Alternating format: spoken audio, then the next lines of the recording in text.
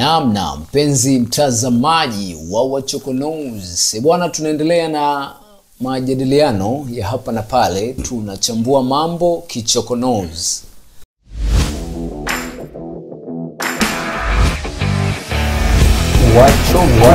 Wachokonozi. Naam, kwenye masuala ya kisiasa kwenye nchi yetu, unajua wanasema siasa ndio maisha. Sijajua hii kauli kama ina intellectually kama ina uhalisia kiasi gani, kwamba maisha yote tunayoyaona hapa ni siasa.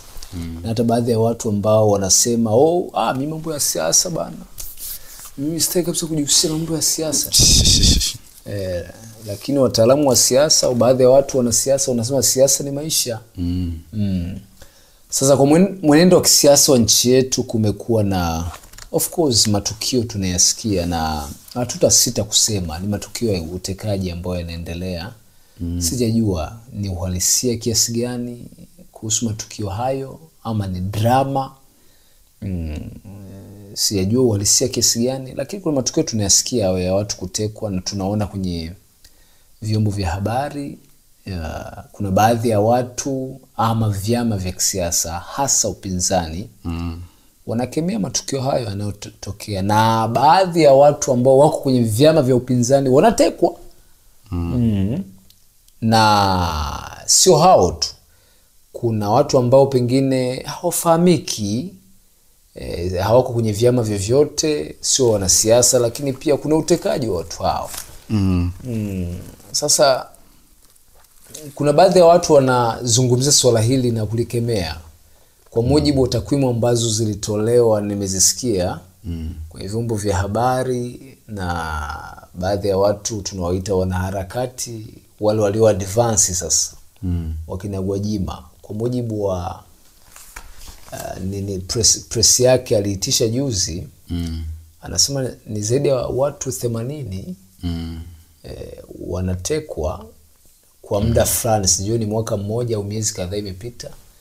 Ni takwimu amezitoa akikemea binafsi yeye matukio haya yanayotokea, na baadhi ya watu wa vyama tofauti wakikemea, taasisi za kidini wanakemea, na baadhi ya watu waliotekwa, sio kutekwa. Kuna mmoja nimesikia kwa vyombo vya habari wiki tatu zimepita, anaitwa Father Kitima, alivamiwa na kuumizwa, wakidaiwa ni watu walitaka kumteka. Ni matukio ambayo yanaendelea kwenye nchi yetu, na tunayajadili kama intellectual people kwa sababu tuko kwenye nchi yetu, tuko Tanzania. Ni vyema tukajadili. Sasa kwa picha hiyo, taifa letu linaelekea wapi na kuna uhalisia kwa matukio hayo? Mimi nitasema kwamba psychologically ukiruhusu watu dhaifu wakae kwenye nafasi nyeti, hayo ndio matokeo yake. Kwa unahisi kuna sehemu kuna watu dhaifu wako nafasi nyeti. Na siku zote watu dhaifu hawahitaji challenge. Maana wanataka kuabudiwa. Umeona? Siku zote watu wasio na uwezo wanataka kuabudiwa. Na wanataka wajipambanue kwa kuonekana. Sio wajipambanue kwa kukumbukwa. Umeona? Alafu siku zote watu dhaifu wanataka watukuzwe, sio waenziwe. Kutukuzwa maana yake wewe ndio unashinikiza tukuone wewe ni mkuu. Kukuenzi sisi ndio tunaona unachofanya, then tunaamua kukufanya wewe kuwa mkuu. Umeona? Kwa mimi naona kwa kitu ambacho nakistudy na kiona for a long period of time, kwa miaka kama 10 hivi ya nchini tulionayo, naona kuna trend fulani ya watu wengi dhaifu. Sikuwahi kuona before. Kwa hiyo ikitokea kiongozi ambaye anaruhusu kuchallengewa na anapokea ni positive way, manake kiongozi huyo ni imara. Mtu yote imara anakubali maoni ya watu wengine, kwa sababu watu imara wanazungumza kwa hoja. Hata kama hoja yako ni negative, we can talk. Okay. That's why tuna mdomo mmoja na masikio mawili. Kuwa na mdomo mmoja maana yake masikio mawili maana yake tunahitajika kusikia zaidi na kuongea kidogo. Na hasa unapokuwa kiongozi, nadhani unatakiwa kusikiliza zaidi kuliko kuongea. Okay. Umeona? Hasa changamoto ni kwamba tulionao siku hizi viongozi nao wanajivika uraia. Nadhani kuna haja ya nchi zetu hizi za Kiafrika au Tanzania. Mtu akishakuwa kiongozi anatakiwa aende jeshi, atolewe uraia. Yani maana moja ya changamoto ambayo naiona kwenye mfumo wetu sasa hivi, naona kuna sekta ambazo naona ni kama zinadili na mambo nyeti, lakini zinadili na kama raia. Yani kama wanawake wa Kiswahili. Okay. Mama fulani amenisema ngoja nikamsute. Na wao mama fulani anaenda kumsuta mtaa wa pili. Unajua mtaa wa pili naye anakodi nini wanaita kinini? Kigoma. Na wenyewe wanakuja kumsuta. Ndio yani mambo naona yanafanyika sasa. Fulani anamsema fulani, ngoja tutamuonesha. Okay. Unashangaa kundi fulani ka vijana kameibuka na kenyewe kanasema. Kama sasa hivi nimeona hiyo story ya Gwajima. Tu vijana twingi tu chama tumenyanyuka yani kama tunamjibu Gwajima. Sasa ukiviangalia vijamaa, yani mimi najiuliza au unajua kuna vitu bwana, unajua kuna vitu vinaaibisha. Unajua kuna vitu ukisikiliza hadi unasema what? Tu vijana huyu ana nafasi gani kwenye chama huyu? Tu vijana tu chama bwana. Eti kiongozi wa vijana sijui na nani taifa. Tunatumana ndiye anaongea hivi. Yaani unajua kuna mtu yakiongea nchi hii yanatakiwa jibiwe na watu wenye akili timamu. Sio tu vijana tu kila mtu tu kwa sababu tunajua kuvaa nguo za kijani na kuita maiki na kamera unaenda kujibu. Sababu mtu kama Gwajima akiongea, hata akiongea trash, unatakiwa ujipange kumjibu. Maana yule ni theologian, manipulator, mwana falsafa yule. Manipulator yule, amekula Biblia yule. Amekula Qur'ani yule. Amekula nondo mzee. Na watu wanampa sadaka yule. Alikuwa anasema kitabu chake tu kimoja na kiuza 10,000. Na wanashiriki 70,000. 700 sio 70,000. Anawashiriki 70,000 hapo. Sasa mtu ambaye ameweza kushawishi watu wakaamini Yesu alikuwepo. Na amewakusanya pamoja. Ana akili kubwa huyo mtu. Unatakiwa uwe na uwezo mkubwa sana wa kumjibu. Kwa sababu wakati anatengeneza hoja yake, kuna kitu alishatengeneza, anasubiri mjiseti. Anawaleta kati. Umenipata? Kama anavyowaleta na story ya Yesu. Alikufa msalabani kwa ajili ya dhambi zangu, anawaleta na mnajaa. Toleeni bwana. Udadadeki. Umenipata? Sasa mtu wa namna hiyo mimi nimeshangaa kuona tu vijana tunasimama na maiki vinaanza kumjibu. Yaani unabaki unawanda, unajiuliza kama sasa wao ndio vijana wanategemewa na chama. Kuna chama kama vile kinajimaliza. Hapo mbele hapo miaka 20 kwetu tuna chama. Nishakwambia. Tuna chama hapo miaka 30 kama vijana ndio hawa. Miaka 30 je, hatuna chama. Ndio wao wanaomropokea Gwajima hao hawana fact. Hakuna kitu. Mwingine anasema, bwana mimi serikali imenisaidia sana. Imenipa ajira. Bwana mimi siwezi kumsema vibaya hapo. Sasa hapo juu siwezi kumsema vibaya. Sasa kumbe unajiongelea wewe. Mimi nimekuambia watu wengi wanaomsifu rais hawamsifu kwa maslahi ya taifa, ni maslahi yao binafsi. Mimi ninachofahamu, kiongozi yeyote hodari anatakiwa achallenjiwe kwa hoja ili aendelee kuwa smart. Hoja kwa hoja. Sio kwamba watu wanamtukana. Unajua watu unajua moja ya changamoto ambayo ipo, Watanzania nadhani wamesahau, wanadhani rais ni jinsia. Baada ya kuelewa kwamba rais ni taasisi. Sasa wengi nadhani wana hiyo perception kwamba watu wanapozungumza kuhusu rais wanazungumza jinsia ya kike, kitu ambacho rais mwenyewe alikataa day one. Hapana bwana. Tumenipata kwamba yeye ni rais, ni mamlaka. Yaani yeye kuwa rais maana yake ni kwamba yeye ndio mtumishi mkuu wa taifa, mtumwa mkuu wa taifa. Ana mamlaka ya mwisho na sauti ya mwisho. Sio ana mamlaka ya mwisho. Yaani yeye ndio yeye ndio mfanyakazi wa kwanza tuliyemwajiri. That's why akiwa anapita barabarani tunapisha ili mfanyakazi wetu hawahi kutimiza majukumu tuliomwajiri. Okay. Hatupishi kwa sababu tunamuogopa. Ni kwa sababu tumempa majukumu anatakiwa yatimize. Na ndio maana wana speed kali zile gari zao. Anawahi kutimiza majukumu tuliomwajiri, majukumu yetu. Kwa inabidi tumheshimu. Tumpe nafasi, bwana nenda. Nenda chapchapu. Okay. Japo sijui kama rais anaelewa hiyo. Kumbe ndo maana yake. Yes. Hatumpishi kwa sababu tunamuogopa. Tunampisha kwa sababu yeye ndio mtumishi wetu wa kwanza number 1.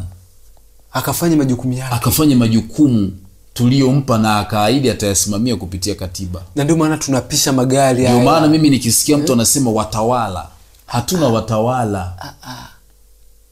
Tuna watumishi. Kwa sababu tumekuajiri sisi kwa kukupa kura. Kuna lugha lakini ya chama tawala. Mtawala nani? Chama tawala maana wewe ni mfalme. Sio chama tawala. Hii ilikuwa 5. Okay. Chama cha wapigania uhuru. Sio tawala. Okay. Nadhani ni misconception, nadhani ni matumizi mabaya ya lugha. Kwa hiyo sio chama tawala. Sio chama tawala. Chama tumishi. Okay. Sio tawala. Kumbe ni chama tumishi. Kwa kuanzia leo wiki ni chama na tumishi. Na hivi nadhani sijui BAKITA wanafanya kazi gani. Nadhani wanatakiwa wafundishe watu. BAKITA inatakiwa sasa itoke hadharani ifundishe wanasiasa pragmatiki. Matumizi ya pragmatiki.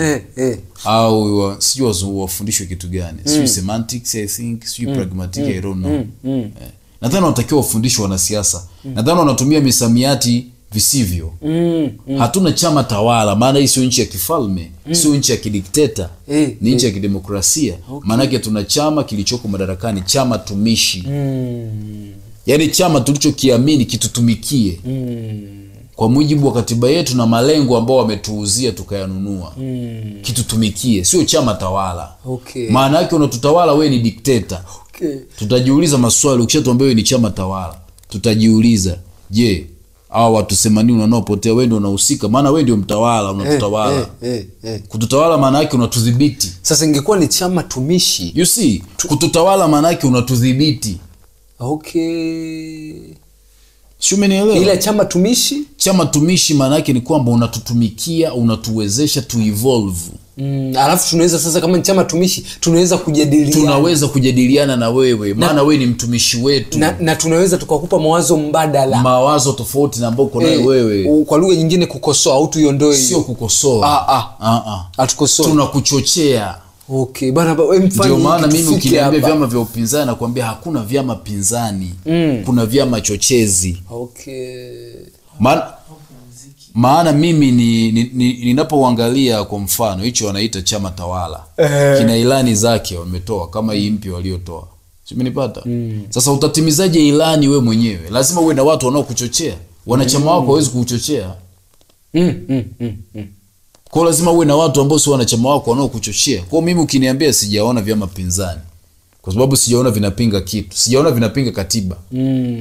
Havipingi ila vinachochea katiba. Iwepo. Mambo yaliyoko kwenye katiba yafanyike. Maana lengo kubwa ni ustawi wa jamii. Yes. Kwa hatuna vyama pinzani. Vingekuwa pinzani vingekuwa vinapinga ukijenga barabara wanasema usijenge. Hatutaki barabara 4. Hivyo ndio vyama pinzani. Okay. Hivi ni vyama chochezi. Kwa mlitoedi barabara 10, mbona mmejenga 2? Vipi hapa? Hapa wanakuchochea kwamba ahadi zangu sijatimiza, kuna mahali na shida. Sasa mtu wa namna hiyo unamchukiaje? Lakini sasa turudi kwa maoni ya baadhi ya majianti. Au maoni ya watu ambao ni figure kwenye taifa. Mtu kama Gwajima ametoa maoni yake, lakini tumeona upande wa hicho chama ni mbunge of course. Lakini kwa wazi tu chama chake kuna namna falsafa zake na baadhi ya maneno yake hazijakubaliana naye. Nimesikia paka rais akiwa kwenye kikao chake cha chama alisema hatupaswi kuiga mfano wa Gwajima. Akasema hiyo kauli kwamba huyu Gwajima tumweke pembeni. Tumwache nje. Kwanza unapomzungumzia Gwajima maana yake unazungumzia mtu intellectual. Anaitwa doctor. Ni bishop na ni doctor, ni PhD. Okay. Sasa tunaangalia na wanaomjibu. Yaani wana intellectual, yani intellectual. Ni mwana falsafa. Yeah, sasa mimi hapo tunaangalia wana intellectual capability ipi ya level yake. Sasa hapo tutarudi kwenye mfumo wa kikontrol darasani basi. Turudi darasani. Tuangalie wanaomjibu wote. Intellectual abilities zao ni zipi? Okay. Za darasani. Kwa sababu huwezi kumjibu kawaida. Mtu tukatoka wapya, ametoka kulima viazi kula mjibu. Huwezi tu kumjibu kawaida. Tunaangalia intellectual capability. Yawezekana mwenyewe amezungumza kwa sababu anajua wanaomjibu wana intellectual capability. Nilimsikia kauli yake juzi. Profesa Muhongo amemjibu? Hapana. Okay. Nimemsikia kauli yake juzi akasema unajua bajaji haiwezi kushindana na semi-trailer. Akasema sijui nini hizi pikipiki. Sijui pikipiki I don't know, haiwezi kushindana na gari kubwa. Aliongea kwa lugha ya picha. Huo mjadala nikisikia Profesa Muhongo amemjibu Gwajima, naweza mimi mwenyewe nikashiriki kwenye huo mjadala. Okay. Au ulimwengu. Muhongo. Prof. Prof ambaye yuko kwenye chama. Okay. Nikisikia amemjibu nitajoin. Tutajuni kwenye mjadala. Sasa hivi hujaona mtu aliyemjibu. Bado siona mtu amemjibu. Bado. Yaani tukiangalia kwenye level scholar perspective, bado hakuna mtu amejibu hoja za Gwajima. Ila nadhani wanajaribu kudhibiti hoja za Gwajima. Sasa zile concept za chama tawala. Na nikaamua nimchimbue zaidi. Miaka 5 iliyopita wakati anaingia bungeni. Kauli ya the late hayati Rais Magufuli alirudia zaidi ya mara 3 kama sio mara 4. Mara 4. Nileteeni Gwajima. Na sauti ya mwisho ilikuwa kama anataka kulia. Yani hapo yani sije kwa mwana saikolojia wao nadhani hiyo sauti umedefine maana yake ilikuwa nini. Lakini alivyoingia bungeni siku hiyo rais anatoa hotuba yake ya kwanza. Nadhani bunge lilimwalika Gwajima kuwakilisha wabunge wengine kutoa speech. Kwa mimi mtu intellectual kama mimi nilisikiliza ile speech in detail between line. Ni kweli ni intellectual. Ni professor kweli. Sio tu intellectual. Ni mwana falsafa kweli. Unajua Gwajima ni mhubiri. Kwa hiyo ameshacheza na maneno sana. Amecheza na saikolojia za watu. Na mimi sio muumini wa dini. I don't believe in religion. Wala sizungumzi kwa sababu najua tu dini na yenyewe ni drama anafanya. Lakini anatafuta platform ya kupitia. Lakini mimi ukiniuliza sasa hivi ni analyze vyama vya siasa Tanzania. Mtu anayeweza kuwashika watu kwa maneno yake, yani kwa wanasiasa sasa hivi Tanzania, hakuna anayeweza kufika kwenye viatu vya Gwajima. Hayupo. Mimi simuoni. Nani? Upinzani wala hapo ndani. Upinzani wala pale ndani kwenye kijani. Hakuna. Hakuna mtu anaweza kusimama kwenye jukwaa na Gwajima wakajibizana kwa hoja. Na punch ile ya sauti na maneno ya kukachi attention za watu. Labda wanikodi mimi kupambana naye. Lakini kwa wanasiasa naona upinzani na mle ndani. Hasa mimi si nikienda stuko field moja kule. Wote mko field moja psychology. Kwa hiyo kule tutaweza kwenda sawa. Kwa sababu yeye anazalisha maneno ponjoro na mimi nitaweza kuzalisha. Kwa ile neno nasikia ni msamiati mpya ule tayari. Ushaingia mjini. Tunaishi nao. Okay. Kwa hiyo mimi nikiangalia nje na ndani sioni mwanasiasa anayeweza kumjibu au akasimama jukwaa moja na Gwajima wakazungumza. Yaani katika mfumo wa debate I don't see. Ndio maana narudia. Kwa mimi ambaye nimejifunza punching ya maneno, mpangilio wa sentence. Ile hotuba ya wabunge alikuwa anawakilisha bungeni siku hiyo. Sasa nikaamini kweli Gwajima yuko vizuri. Yuko vizuri kwa sababu amezoea kuandaa mahubiri. Unajua ukiandaa mahubiri ina maana wewe ndio lesson plan, wewe ndio lesson notes. Kwa hiyo yaani unajua politics inahitaji mtu ambaye ni storyteller. Umenipata? Sasa Gwajima ni storyteller. anakusimulia mpaka anaweza kukusimulia na kwenye masimulizi yale akakatch your emotions. Sasa ukiangalia upinzani na kule ndani chamani kwetu utaona kabisa hakuna mtu ambaye ni storyteller. Nitajie mmoja. Nani? Tusiwataje kwa vile tunaongelea Gwajima. Mimi personally kwa analysis ambazo nafanya mimi simuoni. Ndio wanawezekana wapo watu wanaweza kuongea lakini hawezi kufika at that level. Hawajitokeza sasa. Tutajuaje? Yaani hawezi kufika hiyo level ya debate. Hawezi kufika. Na siasa zetu za Tanzania zinataka mtu ambaye anaamsha. Maana wa Tanzania ni wanafiki. Lakini wanasema jamaa kama kweli ni sio mnafiki. Wanasema alipitishwa kushinda kiukweli kuingia kwenye ubunge hapo. Swali kwa unaposema alipitishwa, aliyempitisha ni nani? Rais wa kipindi hicho. Kwa sababu watu hodari wanataka watu thabiti wafanye nao kazi. Watu dhaifu wanataka watu dhaifu. Lakini wao wanaopinga walitaka achaguliwe na wananchi. Labda wananchi hawakumkubali, wanadai. Sasa wananchi gani wanamchagua? Kilaza hawezi chagua mtu mwenye akili timamu hata siku moja. Kilaza anachagua mtu aliyemhonga. Kwa sababu frequencies haziendi. Vilaza kwani unadhani wao wabunge wote walioko bungeni wamechaguliwa na watu wenye akili timamu? Sidhani. Wengi wamechaguliwa na vilaza. Sio kama wamechaguliwa na watu wenye akili timamu. No. Wengi wamechaguliwa na vilaza ambao wamewaonga basi wakawachagua. Wengi tu ukiona huwezi kuwachagua. Yaani hata ukiniamcho usiku manane na usingizi siwachagui. Ukimsikize detail anavyoongea. Hivi unajua kwamba kwenye bunge letu pale tukihesabu wabunge wa kuchagua kabisa wazidi 40. Sio kwa 300 kasoro. Nakwambia mimi kwa analysis zangu wa wazidi 40. Kwenye bunge hili la miaka 5 hiyo. Yes. 40 ya yaani wabunge ambao walitakiwa wachaguliwe kabisa na wananchi wenye akili timamu hawazidi 40. Lakini pia kuna wabunge ambao wana akili kubwa sana lakini wananchi hawakuwaona, ila rais aliwaona ndio mwana wako ndani pale. Sasa wananchi hawezi kuona maana una wananchi gani wenye akili timamu? Hawajaandaliwa. Hawajaandaliwa kuwa na akili timamu. Sasa utajuaje huyu mtu ana akili timamu? Wewe unaona wao nimekuambia wale vijana wanaomjibu Gwajima. Kama wale ndio chama kinategemea. Miaka 20 ijayo. Sio 20, 10 ijayo. Kama wale ndio vijana chama kinategemea, hamna chama. Kuna binti moja namuona anamjibu, nikaangalia hamna chama, yule anajibu njaa inamsumbua. Ajipendekeza kwa mkuu. Anajipendekeza kwa mkuu ampe kitengo. Yule njaa.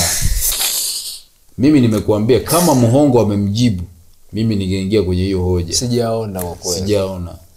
Yanataka watu wa karibu ya Muhongo ndio wamjibu Gwajima. Na angekuwa Jenerali Ulimwengu yuko CCM, angejitokeza akamjibu, angekuwa CCM. Yanataka watu wa karibu hiyo wajibizane. Kwa sababu wana uwezo wa kujenga hoja. Lakini pia watu wamesema ni kweli ni askofu, lakini mbona anaingilia sana mambo ya siasa kiasi hicho? Mchosema siasa ni maisha. Haikwepeki. Sasa wanaojifanya viongozi wa serikali wakiona wanachallengewa na watu wa dini wanasema msingilie siasa. Swali ni kiongozi gani? Mimi nimesema watu dhaifu siku zote hawataki kukumbushwa. Watu dhaifu hawataki kukumbushwa. Umeona? Hiyo ndio shida. Watu hodari wanasikiliza sana kuliko kuongea. Kwa hiyo wanaruhusu kila mtu wamsikie. Maana the more unavyosikiliza watu, the more unakuwa timamu kiakili na emotionally. The more unakuwa rusty, ndio unakuwa imara kihisia.